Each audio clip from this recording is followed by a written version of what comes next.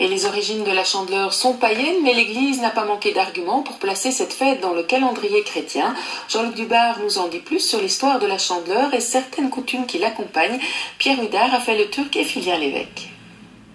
Bon les amis, vous savez quel jour on est ? Chandeleur, chandelle, chandelier, la lumière, toute l'importance de la lumière, toute l'importance de la victoire de la lumière sur les ténèbres.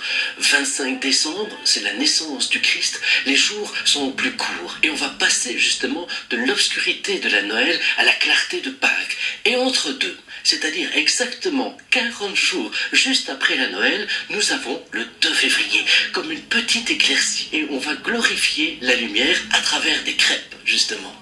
Et moi j'aime bien dire que la crêpe dans la poêle, c'est finalement comme un mini-soleil. Et c'est vrai qu'à partir du 2 février, on se sent revivre, on se sent renaître. C'est vrai qu'il y a davantage de clarté. On le voit déjà le matin en se réveillant, le soir. Et donc il y a cette dimension à la fois païenne et cette fête chrétienne, effectivement, fête des chandelles, chandeleur, présentation de Jésus au temple. Après ces 40 jours de purification, justement.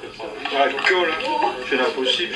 En fait, il faut garder une pièce en main lorsqu'on réalise sa première crêpe. C'est gage de bonheur, de paix, de sérénité, on l'espère en tout cas. On peut aussi déposer cette crêpe sur l'armoire avec une pièce et là, c'est de toute façon ce talisman pour toute l'année.